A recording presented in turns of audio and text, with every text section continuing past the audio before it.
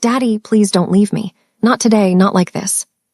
Those were the last words Sarah Bennett sobbed into her father's chest as he took his final breath in that cold hospital room. 24 hours later, she stood outside a courthouse in downtown Atlanta. Rain soaked through her black funeral dress, her 6-month pregnant belly pressed against the fabric, and through the glass doors, she watched her husband sign a marriage certificate. Not to renew their vows, to marry another woman. His name was Kim Min-ho. 3 years ago, he'd promised to love Sarah forever. Today, he was marrying Park Jae-won, his boss at the marketing firm. The same woman who'd whispered finally when Sarah's father's heart monitor went silent. Sarah clutched the envelope her father had pressed into her hands before he died. Her fingers were still dirty from placing roses on his grave that morning. "Baby girl," her father had whispered with his last breath. "When I'm gone, open this. You are never alone, you are never poor, you are never powerless. I made sure of that." But standing in the rain, watching her husband kiss another woman while her father's body was barely cold in the ground, Sarah felt like the poorest, most powerless person alive. What Min-ho didn't know, what Jae-won didn't know as she smiled in her white dress, was that Sarah's father wasn't just a janitor. The humble man who'd mopped elementary school floors for 35 years had a secret. And in exactly 3 hours, when Sarah finally opened that envelope, everything would change. If you've ever felt abandoned, betrayed, or left behind by someone you loved, stay with me. Because Sarah's story is about to show you that sometimes the people who walk away do you the biggest favor of your life. And sometimes the ones we underestimate are the ones with the most power. The hospital room had smelled like antiseptic and grief.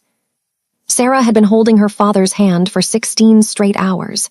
James Bennett lay beneath white sheets that made his brown skin look gray. The cancer had come fast. Pancreatic, stage 4, 3 months from diagnosis to this moment. Her phone buzzed, a text from Min-ho. "Still at work, big presentation tomorrow, staying at Dave's place tonight, don't wait up." Sarah stared at the words.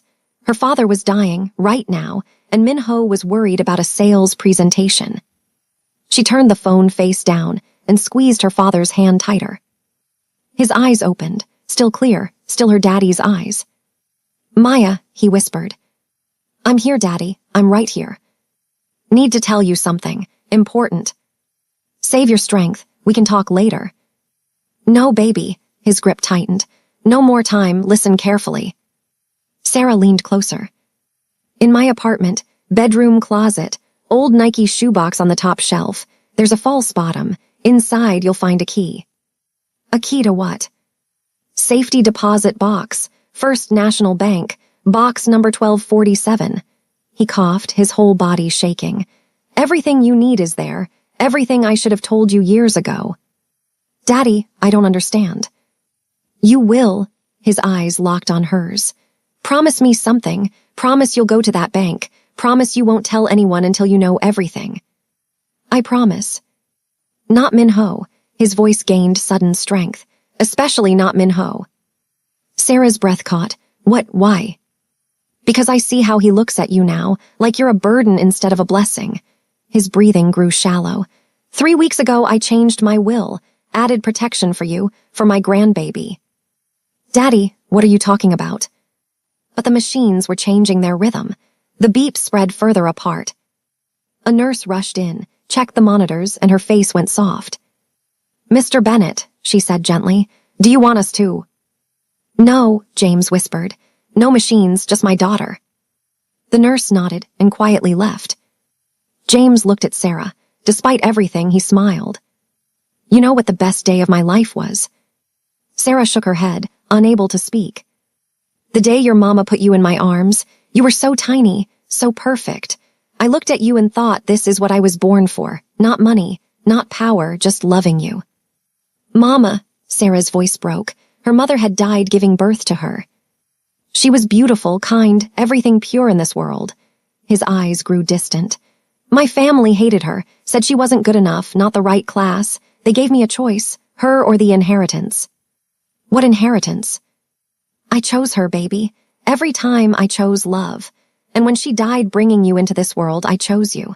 I walked away from billions to raise you right." Sarah's head spun. Billions, Daddy, what?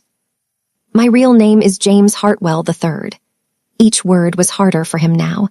Hartwell Industrial Holdings, my grandfather's empire. I was supposed to take over. But I met your mama and I knew she was my real life. So I left, changed my name, got a job mopping floors, never regretted it once. You've been rich this whole time. Not rich, baby, wealthy, and I never stopped managing it, growing it, protecting it, for you. The monitors screamed. The envelope, James gasped. In the deposit box, it explains everything, the trusts, the protections. He pulled her close. Trust the plan, I know what's coming, but trust the plan. What's coming? Daddy, what do you mean? You are never alone. You are never poor. You are never powerless. I made sure of that. Daddy, no. I love you, Sarah, more than all the money in the world. You are my greatest treasure. And then he was gone.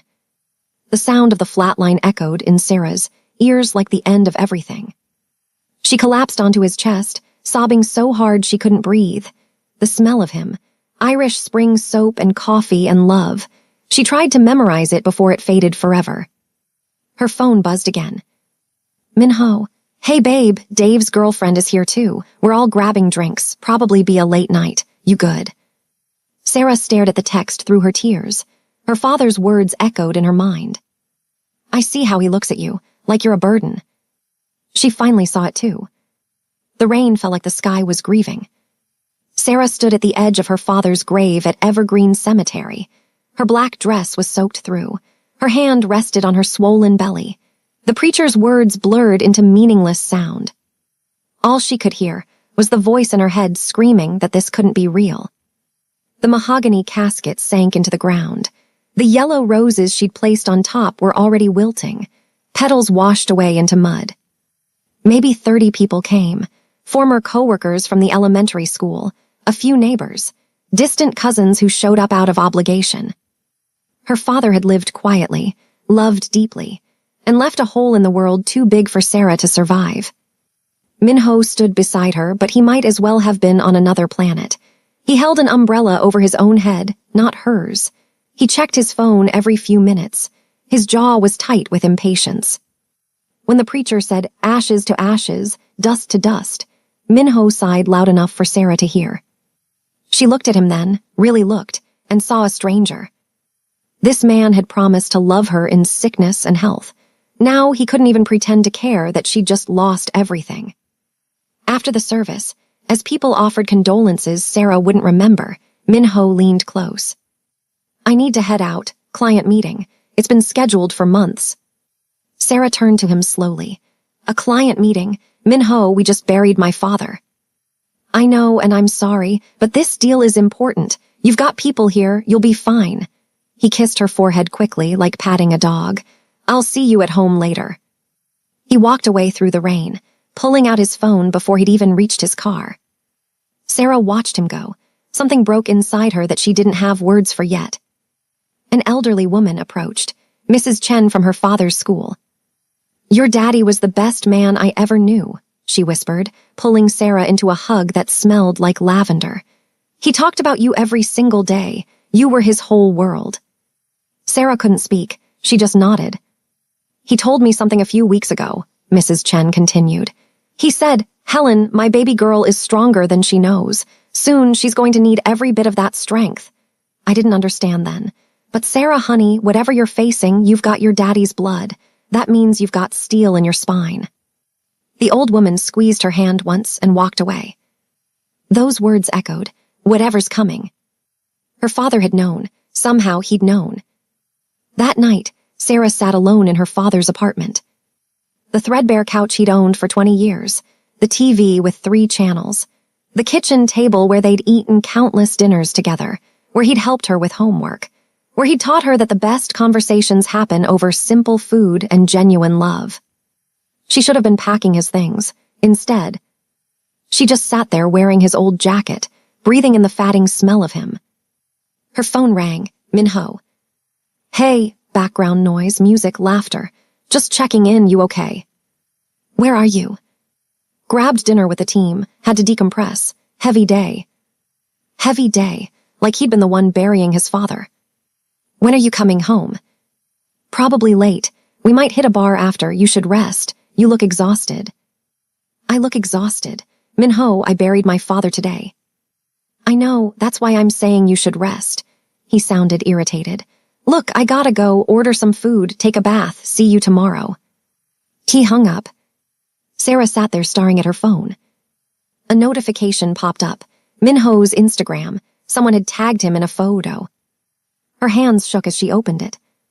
There he was, at some trendy restaurant, sitting in a booth, and next to him, pressed close, laughing, was a woman Sarah had never seen before. Beautiful, polished, wearing a red dress that probably cost more than Sarah's rent. The caption, celebrating new beginnings with my favorites, Minho Kim and Jae-won Park. Jae-won Park, senior marketing director at Minho's company, his boss, the woman he was always having meetings with. Sarah clicked on Jae-won's profile. It was public, full of photos, expensive restaurants, luxury vacations, designer clothes, success personified. 3 photos down, another one, Minho and Jae-won, his arm around her waist, her hand on his chest, both smiling like they'd won the lottery. Posted 6 weeks ago, while Sarah's father was dying. The caption, when you know, you know. Sarah's vision blurred. She scrolled further, more photos, Minho and Jae-won at a concert, at a beach, at what looked like a hotel room carefully cropped. The affair had been going on for months. While Sarah was pregnant, while her father was dying, while she was drowning in grief, Minho had been building another life with someone else. She ran to the bathroom and vomited. When she finally stopped shaking, she looked at herself in the mirror. Swollen eyes, pale face, her pregnant belly pushed against her father's oversized jacket. She looked exactly like what she was, a broken woman who'd lost everything. And in that moment, staring at her own reflection, Sarah made a decision. Tomorrow, she would go to the bank. She would open that safety deposit box. She would find out what her father meant. Because right now, she felt like the most powerless person on earth. Her phone buzzed, Minho again. BTW, we need to talk when I get home. Something important. Those words never mean anything good. Sarah knew what was coming. She could feel it in her bones. But what she didn't know, what she couldn't possibly imagine, was that in exactly 18 hours, her entire world would flip upside down in ways she never dreamed possible. The next morning came too fast and too slow. Sarah hadn't slept.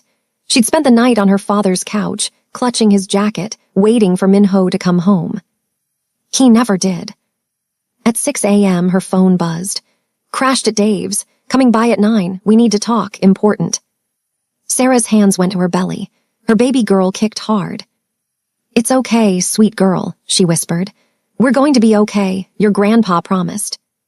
At 8:30, Sarah forced herself to shower, to put on clean clothes, the same black dress from the funeral. Everything else felt wrong. She made coffee she wouldn't drink, sat at the kitchen table, waited.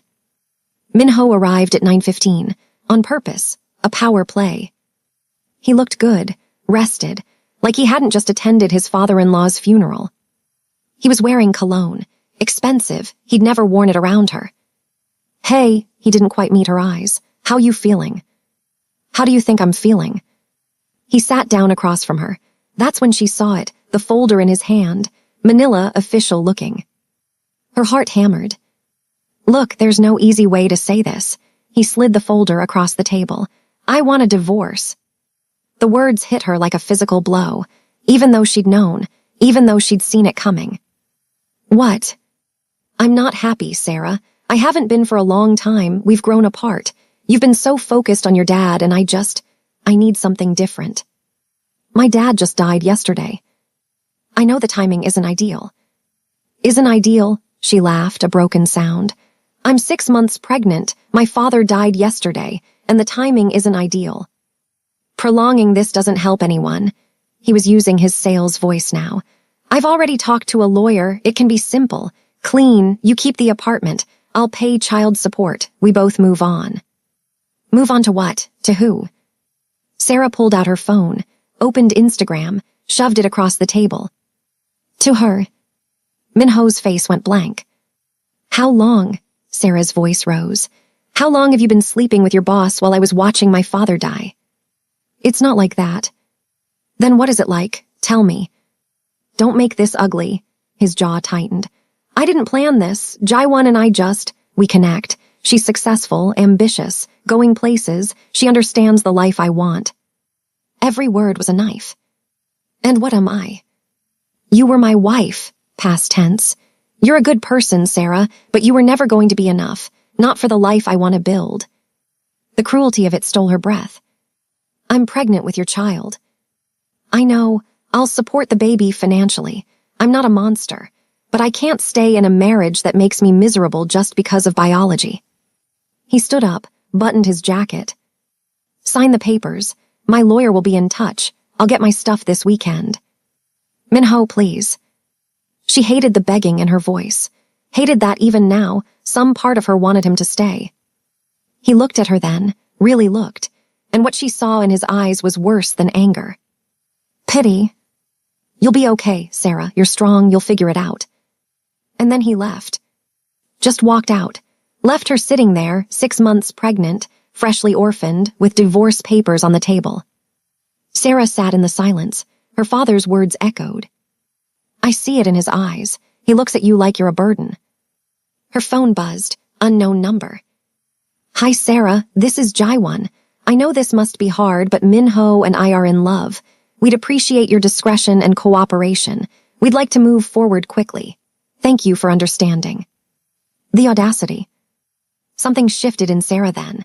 Something cold and clear and sharp. She picked up her keys, grabbed her father's jacket, and drove to First National Bank. It was time to find out what her father meant about never being powerless. The bank was old, imposing, all marble floors and cathedral ceilings. Sarah walked to the information desk, her pregnant belly leading the way. I need to access safety, deposit box 1247. The woman's fingers flew over her keyboard. Then she paused, looked up at Sarah with new eyes. One moment, please. I need to get the manager. A man in an expensive suit appeared within minutes. Miss Bennett, I'm Gerald Whitmore, branch manager. Please follow me. He led her to a private room, used 2 keys to open the box, then quietly excused himself. Inside was a single large envelope. Sarah's hands shook as she opened it. The first thing she saw was a letter in her father's handwriting. Beneath it were documents, stock certificates, property deeds, bank statements with numbers that didn't make sense. She read the letter first. My dearest Sarah, if you're reading this, I'm gone. You're probably confused, maybe scared, definitely grieving. I'm so sorry I'm not there to explain this in person. But baby girl, it's time you knew the truth about the Hartwell family, about me, about everything I've been protecting you from and protecting for you. I was born James Hartwell III, heir to a $3 billion empire. I walked away at 23 to marry your mother, the woman my family said wasn't good enough. I changed my name, took a janitor job, built a real life based on love instead of money. But I never gave up the inheritance. I just hid it, managed it quietly through lawyers, let it grow, protected it, for you. 3 weeks before I died, knowing what Minho would do, I restructured everything. Put it all in an irrevocable trust that he can never touch, not even if you were still married. Current estate value, $5.2 billion. I know what Minho is going to do, baby girl. I've seen it in his eyes for months. He's going to leave you. He's going to hurt you. But I need you to understand something. Him leaving is the greatest gift he could give you, because now you'll know. You'll know that when he chose to go, he had no idea what he was walking away from. He left you because he thought you were poor, because he thought you were weak, because he thought he could do better. And Sarah, my darling daughter, I need you to let him go. Let him marry his mistress. Let him build his little life. And when you're ready, when you've healed, you show him and her, and the whole world exactly who Sarah Bennett Hartwell really is. Not with cruelty, not with revenge, but by building a life so beautiful, so meaningful, so powerful that they spend the rest of their days choking on regret. That's the Hartwell way. We don't destroy our enemies. We simply become so magnificent they destroy themselves. Trust the plan, baby girl. I love you more than all the billions in the world. Daddy. Sarah sat in that room for 2 hours, reading every document, every letter, every piece of her father's secret life. Then she pulled out her phone and called the law firm whose card was attached.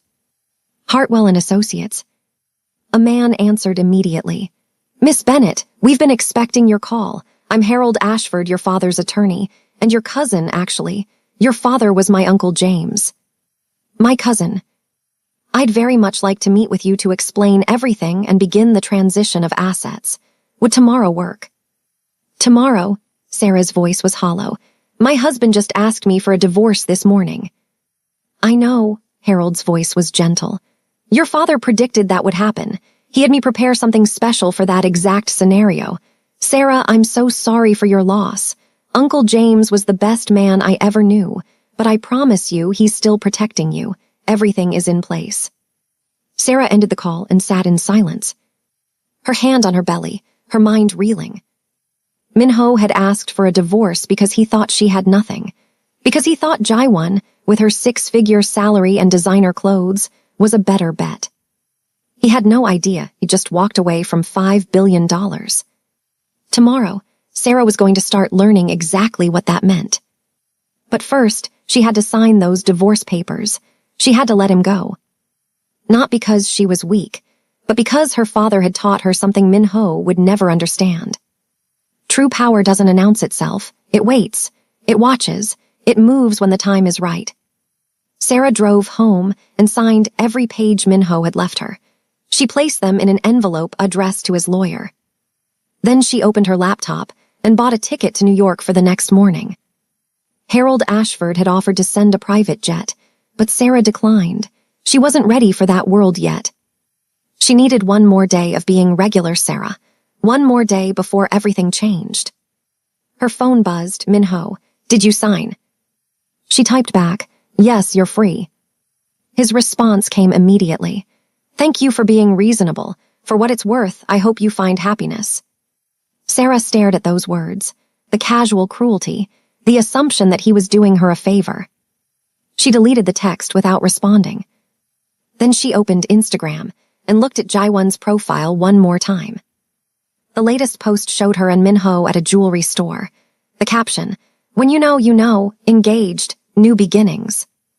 They'd gotten engaged, the same day he'd asked for a divorce, probably the same day Sarah had buried her father. Sarah felt something shift inside her, not anger, not even hurt anymore. Something colder, something patient. Something her father had spent her whole life teaching her, even though she hadn't known what the lessons were for. Dignity in the face of cruelty, grace under pressure, the long game. She commented on the post, congratulations, I wish you both all the happiness you deserve. Every word meant exactly what it said.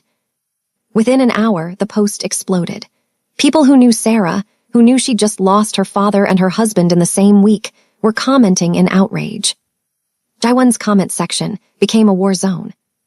Sarah turned off her phone and went to bed in her father's apartment, wrapped in his jacket, her hand on her belly. Your grandpa was a smart man, she whispered. He knew exactly what he was doing. Outside, thunder rumbled. A storm was coming, but Sarah Bennett Hartwell was ready for it. The law offices of Hartwell and Associates occupied the entire 47th floor of the Sterling Tower in Manhattan. When Sarah stepped out of the elevator the next morning, everything was glass and chrome and the kind of quiet that money buys. The receptionist looked up. Her expression shifted immediately. Miss Hartwell. Bennett, Sarah corrected automatically. She was led down a hallway lined with portraits of stern-looking men in suits, Hartwells, her ancestors. Then she saw it at the end of the hall, a portrait of a young man with kind eyes and a smile that wanted to break free. Her father, young, wealthy, before he'd walked away from all of this. A distinguished man in his 60s stepped out, his face breaking into a warm smile. Sarah, I'm Harold Ashford, your cousin. He led her into a conference room where 2 other people waited. This is Patricia Whitmore, your financial advisor, and David Chen, your accountant. They've been managing your father's holdings for 15 years. Now they work for you. Over the next 3 hours, they walked Sarah through everything. She owned controlling shares in 17 major corporations, commercial real estate in 12 states, a stock portfolio worth $1.8 billion, an art collection valued at $400 million, liquid assets totaling $600 million.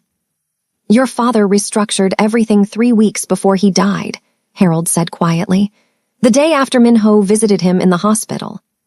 Sarah's breath caught. Minho visited him. He told me he couldn't get away from work. Harold's expression darkened. He spent 15 minutes complaining about hospital bills, how the pregnancy was bad timing, how he was under pressure at work.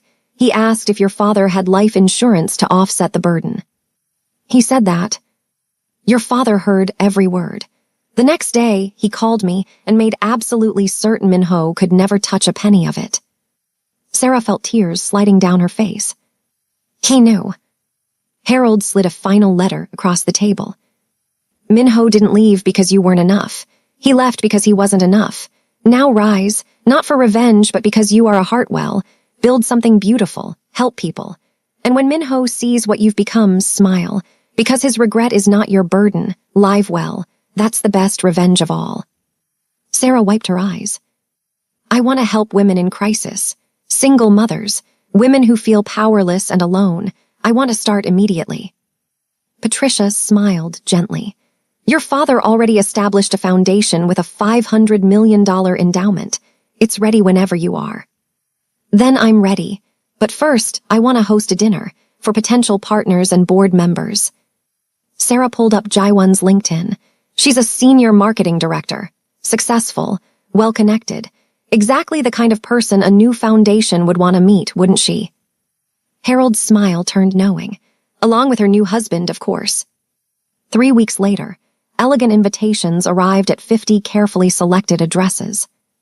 The Bennett Hartwell Foundation cordially invites you to an intimate dinner reception. Friday, October 15th, 7 p.m., the Metropolitan Club. Jaiwon showed it to Minho immediately, her eyes bright. This could be huge for my career, if I could get on their board. She RSVP'd yes within the hour.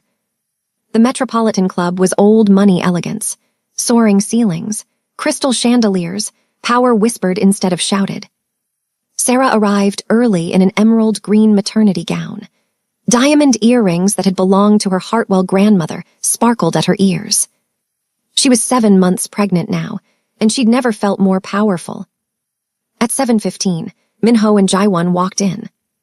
Sarah saw them before they saw her. Minho uncomfortable among genuine wealth. Jaiwon confident in her red designer dress, scanning the room for important people to impress. Harold stepped to the front. Ladies and gentlemen, I'd like to introduce our founder and director, Ms. Sarah Bennett Hartwell. Sarah stepped forward. Every eye in the room turned to her, including Minho's, including Jaiwon's. She watched the recognition hit them, watched Minho's face drain of color, watched Jaiwon's smile freeze and crack. Thank you all for coming, Sarah said, her voice steady. 3 months ago, I lost my father, a janitor at an elementary school who taught me that true wealth isn't measured in bank accounts, but in lives you touch and integrity you carry. What I didn't know was that my father, James Hartwell III, had walked away from his family's fortune 35 years ago to marry the woman he loved. He chose love over money. He raised me to value the same things. Minho gripped the back of a chair, his knuckles white. When he passed, he left me his entire estate, valued at approximately $5.2 billion. But more than that, he left me a mission. To help women who feel powerless and abandoned. Because 3 months ago, I was one of those women. Sarah's eyes found Minho directly. I was 6 months pregnant, grieving my father's death when my husband asked me for a divorce. He told me I would never be enough, that he'd found someone better, someone successful, ambitious, going places. Jaiwon was shaking, her hand over her mouth. He divorced me thinking I had nothing, and I let him go, because my father taught me you can't lose what's truly yours, and you can't keep what was never meant to stay. This foundation is for every woman who's been underestimated, told she's not enough, because sometimes the people who leave you do you the greatest favor of your life. She raised her glass, To new beginnings, to understanding your worth. The room erupted in applause. People rushed to congratulate her. In the back, Min-ho and Jaewon stood frozen, watching the woman they'd pitied become the center of a world they'd never touch. Min-ho grabbed Jaewon's arm and pulled her toward the exit. They made it to the parking garage before Jaewon's composure shattered. The scream echoed off concrete walls, raw, full of horror. "Oh my God, Min-ho, you left a billionaire. You divorced a billionaire for me. What have we done?" "I didn't know." "You didn't know?" Jaewon was hysterical. "Her father was a janitor. You said she was poor. You said we were trading up." "She was poor. How was I supposed to know?" "You left her while she was pregnant.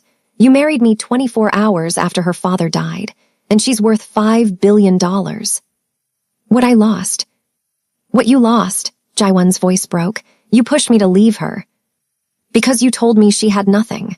Jaewon looked at her wedding ring and laughed bitterly. "I thought I won, but she let you go because you were nothing, and she knew it before we did."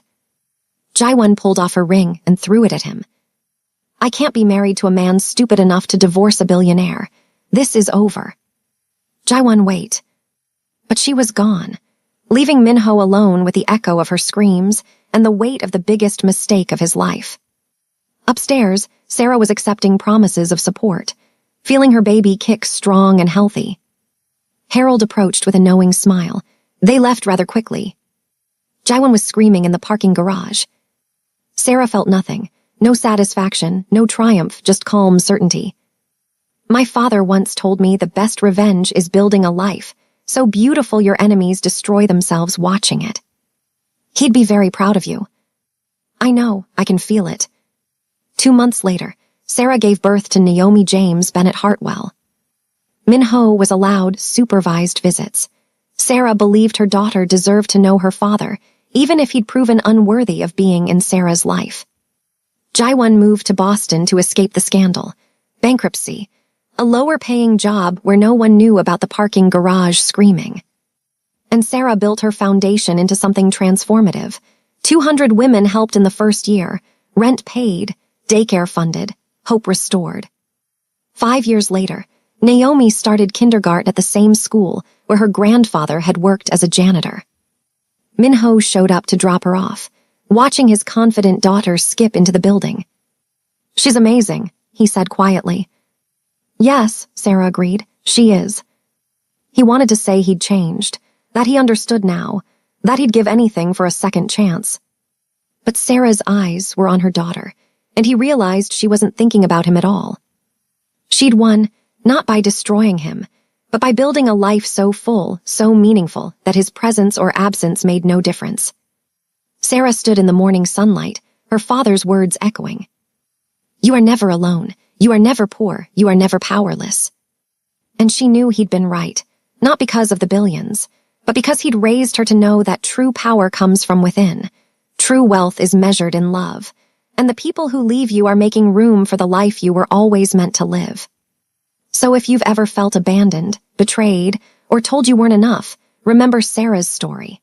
Sometimes the people who walk away are doing you the biggest favor of your life.